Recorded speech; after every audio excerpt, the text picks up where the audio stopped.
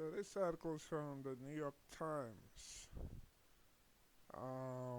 This was on, let's see, September 21st, 2021. The states deported by U.S. Haitians are in shock. I don't know this country. Port-au-Prince, Haiti. The Haitian migrants had done well for themselves. Since leaving their country many more than a decade ago, they had built lives in Chile, Brazil, Panama. They had homes and cars. They had stable jobs as bank tellers, welders, mine supervisors, gas station attendants. But they longed for the possibility of a better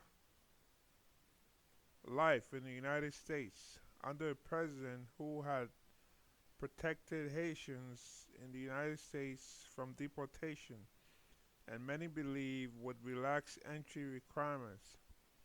So they sold their belongings, left their jobs, and pulled their kids out of school, and they headed north. This sounds kind of crazy, you know. I mean, to know that I can't say all, but apparently some of these people will live in a better life, probably better than some people living in this country. You know, they had some of them had cars, homes, kids going to school, working, and they gave all that up to take a trek, a dangerous trek, you know, from like South America all the way to the border, which is very dangerous, very dangerous, to enter the unknown. So let's see, why did they do it? Better life. Let me tell you something. Living in the United States, it's not that easy. You know, it's not the land of milk and honey like in the Bible. You have to come here. You have to work hard. It's difficult. You have to compete, and you have to put up with a lot of stuff. We see it in the news all the time. Hmm. But instead of the reception they had expected, they were detained in the small border town of Del Rio, Texas, and without warning deported to Haiti, a broken country many no longer recognized, in a head spinning sequence that left them feeling mistreated and betrayed. Some said they never talked to an immigration agent. Others said they had been tricked, told they were being released or sent to Florida, and instead packed on a plane to Port-au-Prince, where they landed on Sunday, some in hand and ankle cuffs after protesting. I thought the United States was a big country with laws.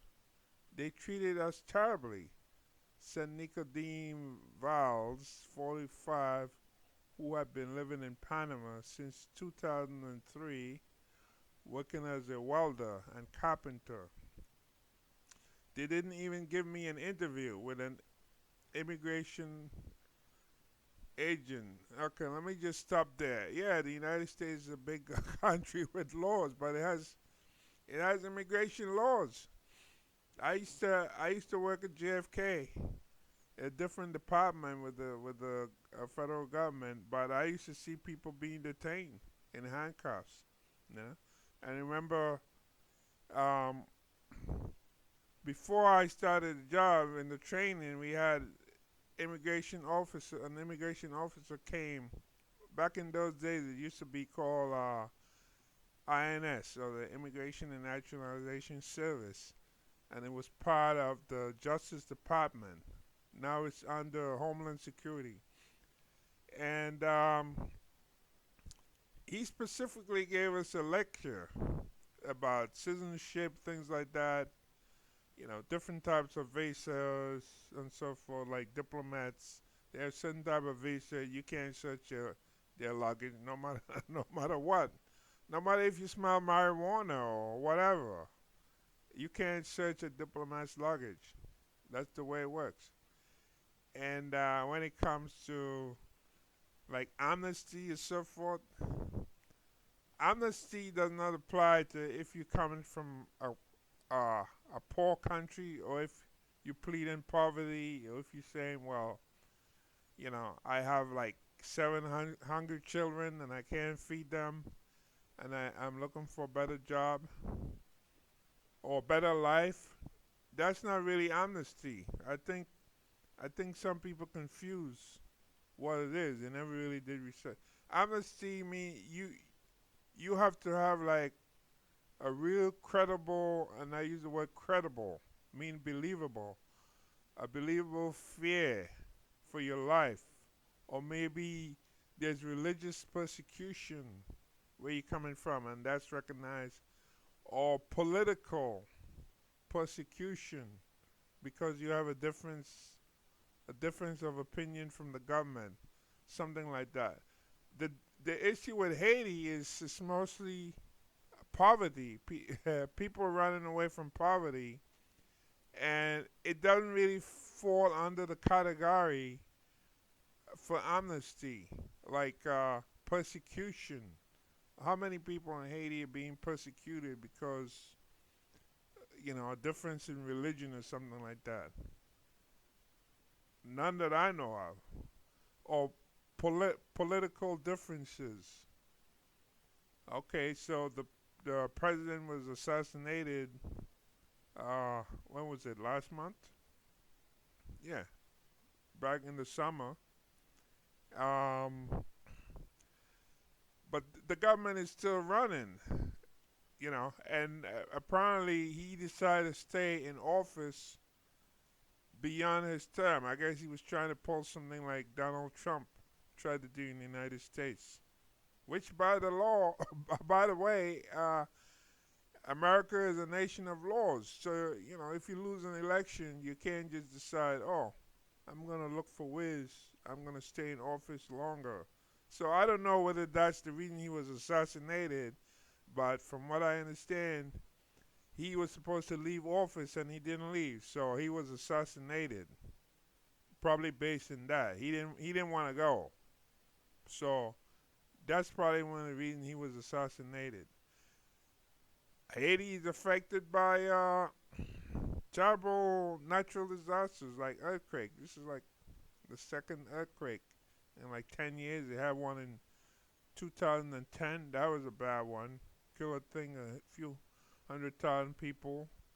Then this one that just happened recently, within the last 2 months or so.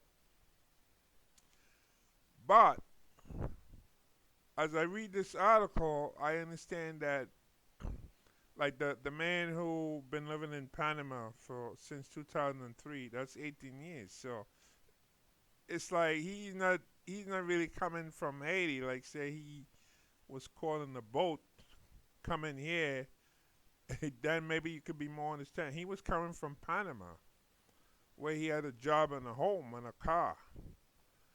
Okay, so let's get back to this. He said they didn't even give me an interview with an immigration agent. Not really. you don't. There's nothing in the law that says you have to get an interview. And basically, I believe what it is, they assess the situation. Who are these people coming in? Because they already said that there are about maybe like 15,000 or more in Colombia. There are people in Peru, Haitians in Peru, and I think one other country they mentioned, and of course in Mexico. So they already have intelligence on the ground to know how many people trying to head to the border, and they know that these people didn't just get up and flee this recent earthquake. You know, these people fled like maybe before. And this guy, it was 2003. That's 7 years. That's let's see, before the two. This was before the 210 earthquake. So he was out of the country like 7 years before the earthquake in 2010. So getting back to Mr. Nicodeme Valls, he said, "What am I going to do?" he asked, sitting in small yard of the house of his younger sister, whom he saw for the first time in 18 years after she answered his desperate call from the airport on Sunday. "I don't know this country anymore." Well, of course, you've been out of the country like what, 18 years? So, that's a long time. Things change. Valls and about 300 other Haitians who landed on Sunday were the first among some 14,000 migrants who authorities in the country expect over the next 3 weeks.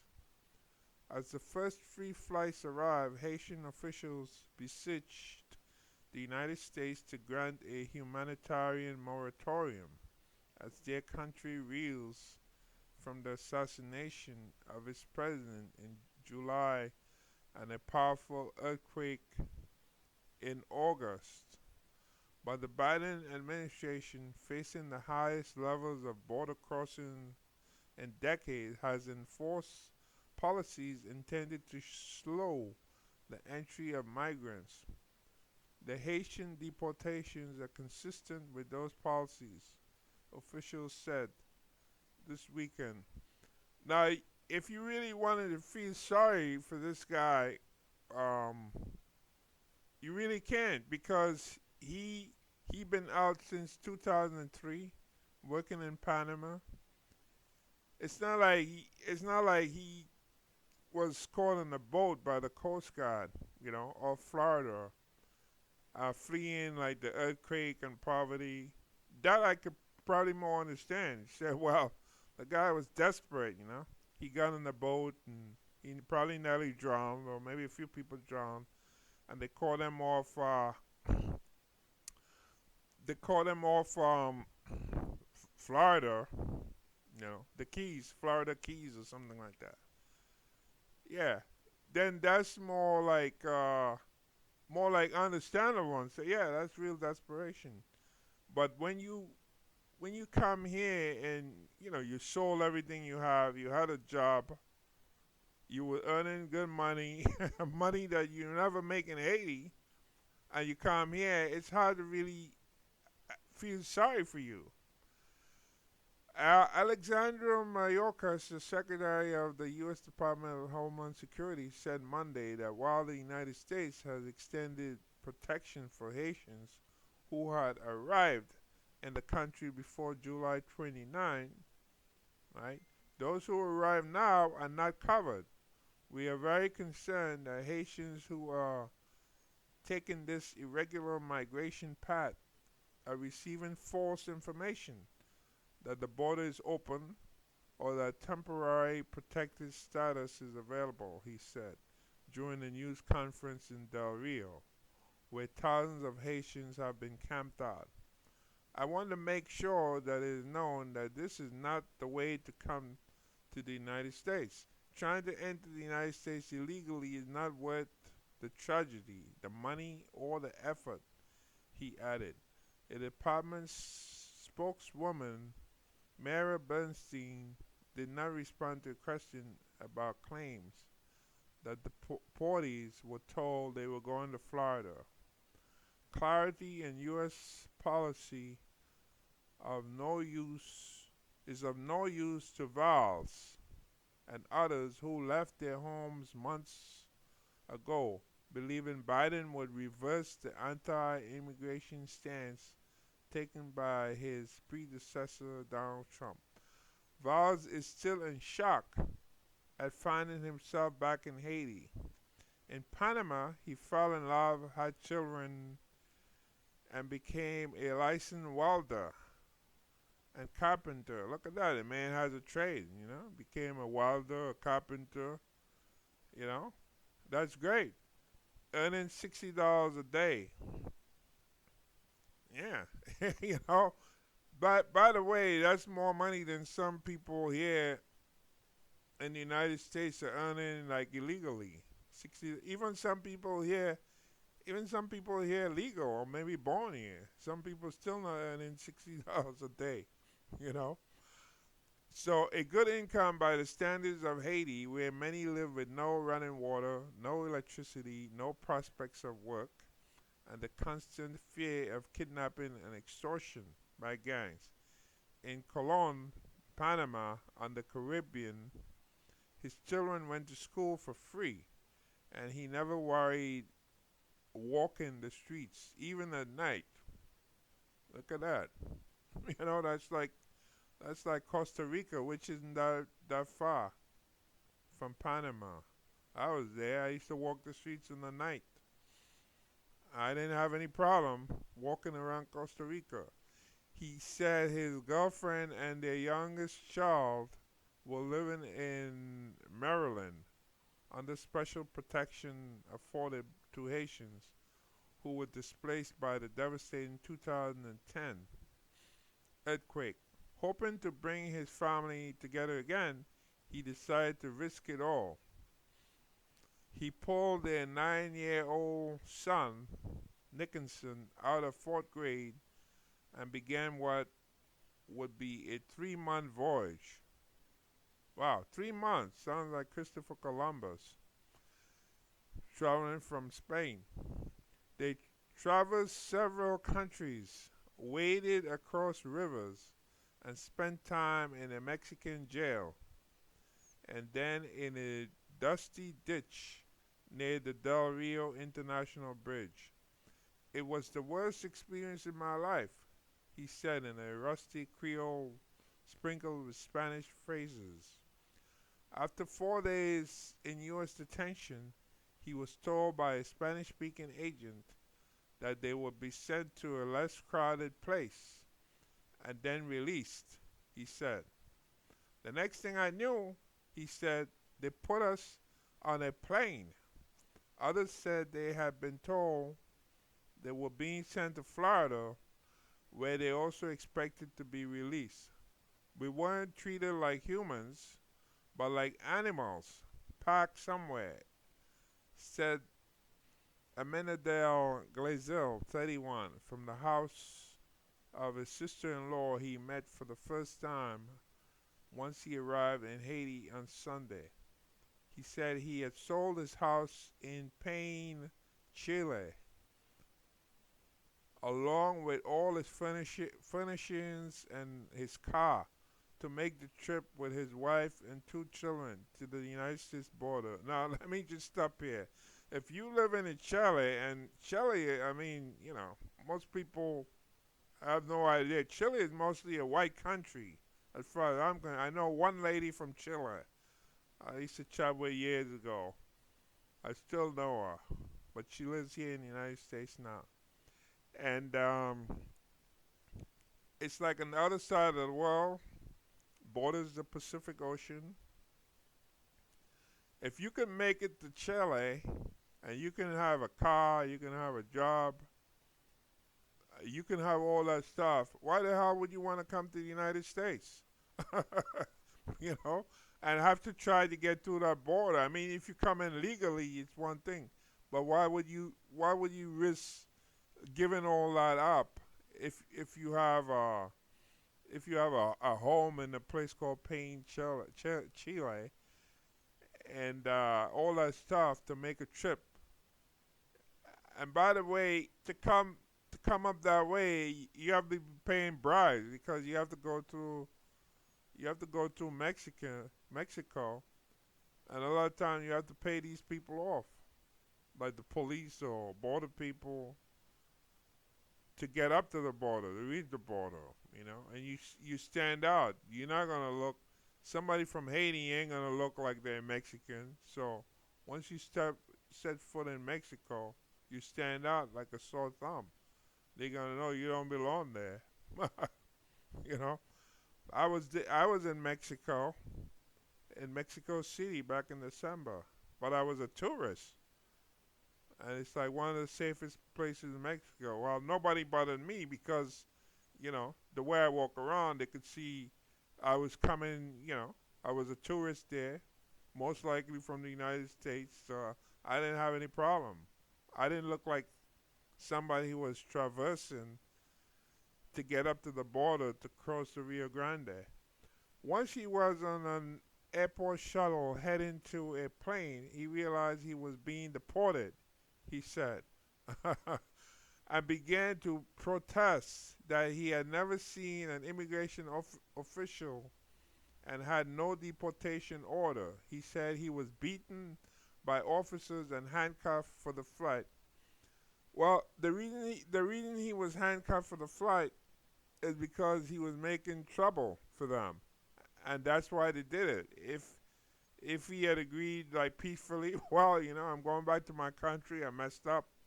I shouldn't have come here. Took this chance. They would have just let him sit down. But once you start protesting, you didn't see an immigration. Yeah, you did see an immigration official because all the people he was dealing with were immigration people. That's who they are. Of course they didn't. Of course they lie and they will say, "Yeah, we're gonna take you to such and such place and release you." Yeah, that's what they're trained to do. They're trained to lie.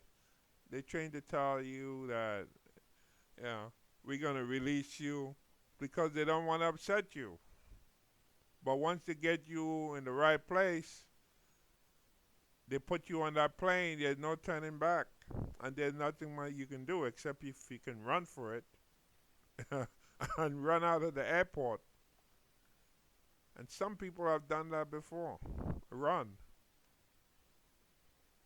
So he said, I couldn't believe a powerful country like the U.S. would treat us that way. Well, yes, they do. Because what happens is that if you're in violation of the immigration law and you come in, especially people coming across the Rio Grande and you're not coming through the port of entry, like if you go visit Tijuana or so forth, and you coming through like the port where they check your ID or what have you. That's different. But once you decide you're gonna come through like the Rio Grande, you're not coming through a port of entry. That makes it worse because you evading the border patrol, and that creates a problem for them. So it's like, wow, because once you set foot in that water, once you put your feet into that water, into the Rio Grande, and you coming through, and you're not going through like by a bridge or where it says "Welcome to the United States," something like that, then you in violation of the law, of the immigration law. So they're not gonna treat you nice. They're not gonna treat you nice at all. And believe me, I've been across the border before when I used to work in California many years ago, and I had to come through. But I come through at the point of entry, and those guys they got to put up with a lot of crap, you know, pollution, a lot of vehicles, running engines, and so forth and so forth. But these other people, they are in the hot areas. These border patrol, that area is hot, very very hot. Temperature is hot, sometimes over 100 degrees Fahrenheit, and they out there. So that's not easy. So that's gonna get on you. That's gonna get on your nerves. So what you're looking for, if you're doing a job like that, you just want to have a nice day where you don't have people coming through waiting through the Rio Grande, and you gotta go chase them. That's the last thing you're looking for. Yeah. So many of the migrants said they spend their lives savings on the arduous trip on foot and by bus to the United States. Now, why are you gonna do that? You only do that if you go to the United States embassy in whatever country you're coming from. you had an interview with the consular officer, and you get a visa that allows you to come in. you know, allows you to come in. Yeah, that's the way. Then you won't have these issues. Some describe the long march across a stretch of jungle along the border between Panama and Colombia. See? Between Panama and Colombia. That's where the Panama Canal is. And that area is notorious because a lot of people die in that area with the mosquitoes and so forth biting people when they were building the Panama Canal. Very notorious area. So between Panama and Colombia, called the Darien Gap, saying they stumbled past the cadavers of fellow travelers. So people drop dead. They see dead people. I saw this guy lying down. I thought he was sleeping, but when I touched him, I found he was dead, said Claire Bazil, who left the life she had built over 6 years in Chile's capital, Santiago, and traveled for 2 months carrying her son to reach the United States. Now, why would you do that? You're living in Santiago, Chile. You build a life up there for 6 years, and you end up traveling for 2 months to reach the United States, and then you end back up in Haiti. Despite receiving billions of dollars in reconstruction aid after a devastating earthquake in 2010, Haiti is a dangerous and politically turbulent country. So here it is right there. It's a lot of corruption, just like Afghanistan. All the money they got in Afghanistan, and yet the government collapsed, allowing the Taliban to come back in control. Now, if the government there were, and I'm going off on a tangent here, if the government there in Afghanistan was a decent government and used the money to help the people and build up infrastructure and not using it for corruption, the Taliban wouldn't be there today. You see? And it's the same thing with Haiti, too. They got billions of dollars in aid, and still it's like they're still back to zero. Armed gangs control many areas. Poverty and hunger are rising. The country's few institutions are so underfunded as to seem meaningless, and its parliament, with only 11 elected officials still in office, was stunned this summer by the assassination of President Jovenel Moise. Then last month, the southern peninsula was hit by a 7.2 magnitude earthquake that killed 2,200 people. Overextended Haitian officials welcomed returnees this week with a meal of rice and beans. Yeah, right? What's rice and beans gonna do? Wow. Rice and beans. No meat, but just rice and beans. A bag of toiletries and the promise of $100 in Haitian currency. Despite the meager means, we have decided to accompany our brothers and sisters who are returning to their home country, the country's interim Prime Minister, Ariel Henry, said in a video released on social media Sunday afternoon. But even the $100 did not arrive as expected. Deportees said they got only half or quarter of that amount. The rest would follow through a money transfer, they were told, once the country's banks were open. Deflated and bewildered, the returned migrants spent their first day back trying to decide what to do next. And I can understand that because if you look at Haiti, it's on the island of Hispaniola, what was called Hispaniola, where Columbus first discovered when he came to the Americas. and it's now made up of Haiti and the Dominican Republic. So it's not like going through Central America where you could just jump to another country like that. Yeah, you could jump to another country, but you end up in the Dominican Republic, and that's it. And the next thing after that is the sea, the Caribbean Sea. So if you on an island like that, you're really screwed because there's no real place for you to go. You know, if you in if you in South America, like those people in Chile or Colombia, that's a big continent. So I mean, you know, there are different countries there, like Peru. Um, you have Argentina. You have even Venezuela and so forth. So it's huge. But once you end up back in Haiti, where you gonna go? You know, you're really trapped. So these words are appropriate. Deflated and bewildered. Those words are really appropriate. Some planned to leave as soon as they could and reclaim the lives they had left behind. Yeah. Others, like Valls, said he had no choice but to make a life in Haiti. His Panamanian visa expired in 2012. Wow, that's 9 years ago.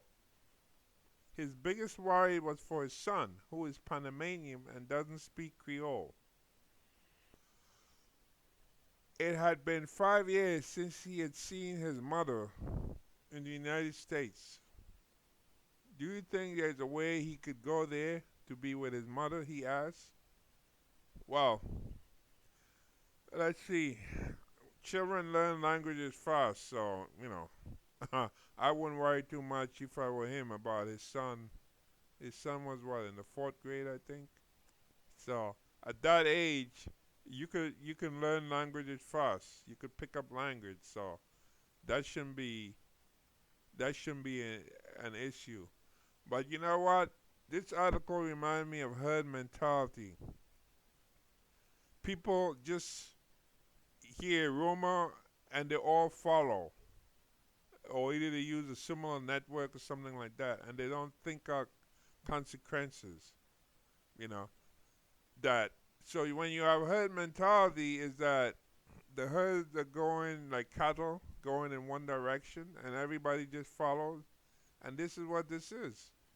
So you have like what, about maybe over 10,000 Haitians end up in what's the place called, Del Rio, Texas, and they're going back and forth buying food in Mexico because in that part of Texas there's nothing there. One man said the Walmart is cleaned out. They don't even have goods there, so they go back and forth in Mexico to buy stuff. So they really screwed up royally. It's nobody's fault but theirs, because in an age we live in now, you know, for people who have a car, have a job, they have modern conveniences.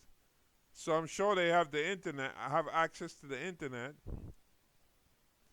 and you could check out, and even if you don't know the language, you can use like Google Translate now online, and you could translate articles, you could read stuff, and you could know that the border, you're not gonna get through the border that easily. You know, no matter what people say, you're not gonna. I mean, there's some people who make it through, but these are people who usually go with what they call coyotes, people that pay to get them across. And even so, they still catch some of them, because one guy I saw in the news, he was caught 3 times, and he owes like $30,000, and he was sent back to Guatemala. Yeah, but his situation is desperate because he's like a farmer. The corn he's growing, because of climate change and all that stuff, you should see the corn that he has. The corn It's not even growing. Avocados are like uh very small. Then they had like a lot of bad weather. So those people are really, really desperate. Worse than the Haitians. Those people you can really feel sorry for because you look and you see what's really going on. But these people, like in the article here, these people, many of them were doing well. Yeah, these some of these people had houses, cars. They sold everything and decided they're gonna take a trip and chance it. It ain't that easy to get through. Cause I know when I used to go down to Mexico, sometimes I would rent a car and I would park on the side, like down when you get down to San Ysidro, Chula Vista. I'll park over there, go down to Tijuana, come back over and drive up. Now, when you drive a distance, right? You go up, I don't know, maybe like over 50 mile. You're gonna run into you're gonna run into border patrol. They out there in the highway, and and you gotta slow down because you're going through a checkpoint. You know, so it's not like you can just get around like that. So even if you could make it out of that area, you're gonna run into like border patrol or immigration down the street. I go way up the street, heading up toward Los Angeles or towards San Diego, something like that. Yeah, up that way or past San Diego. Yeah. So you're gonna run into them, and they look at you to see, you know, maybe whether you belong there or not, and then wave you on, and you're going. So I always had a rental car because I'm not from there, so I drove a rental car. So I'm speaking from experience. And if you stay close to the border, that area is very very harsh, very very hot, depending on the time of year. Right, like right now, for example, the temperatures are extreme.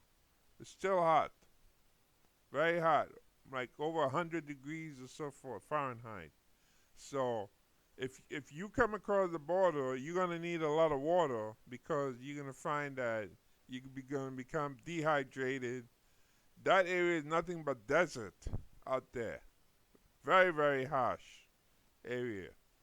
So you don't want to find yourself out there because you can die if you don't have water. You don't want to be drinking. You don't want to be drinking water from the Rio Grande.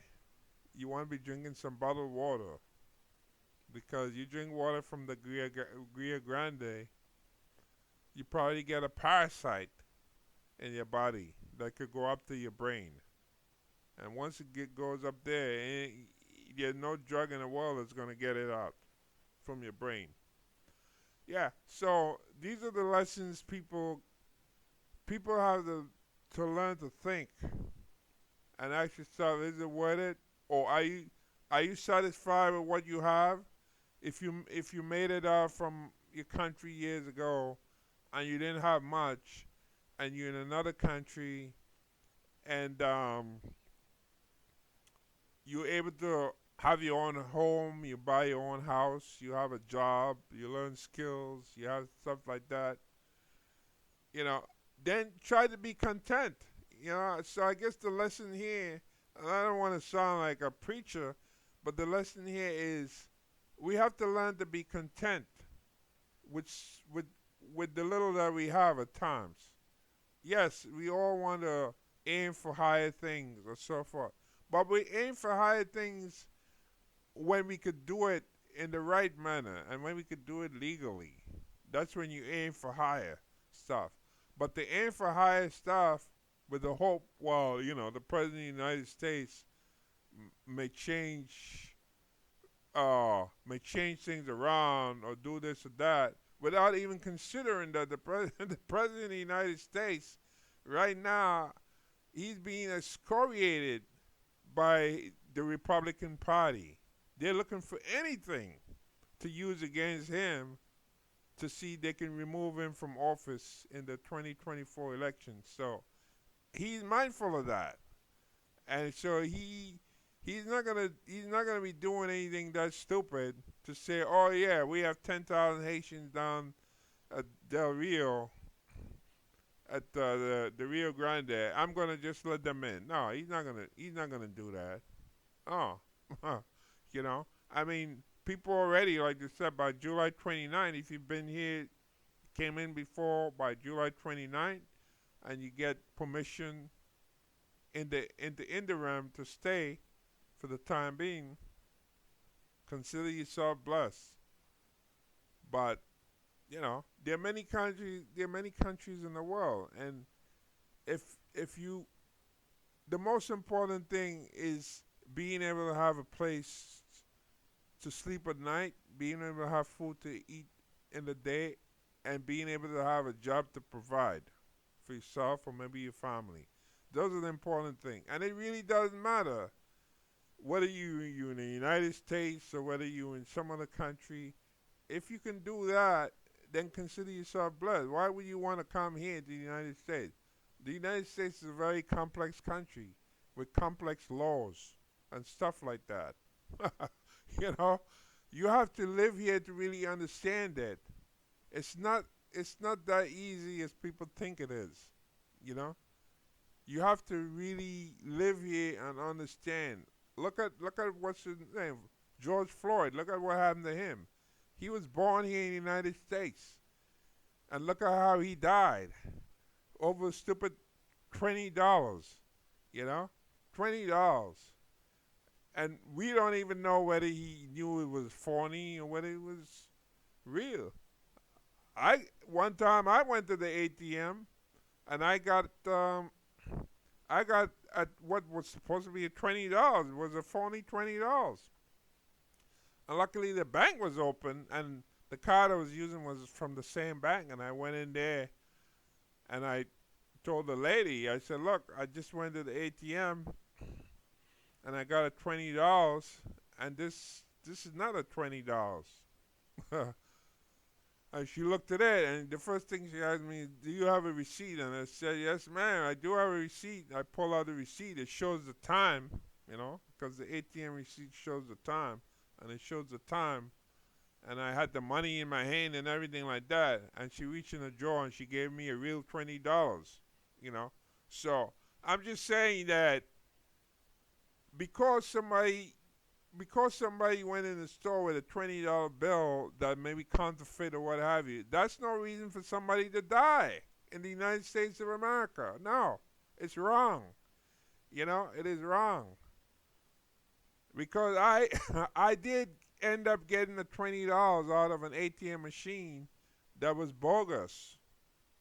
But nobody killed me for it. I went into the bank, and I was able to look at the money, and I knew it wasn't right.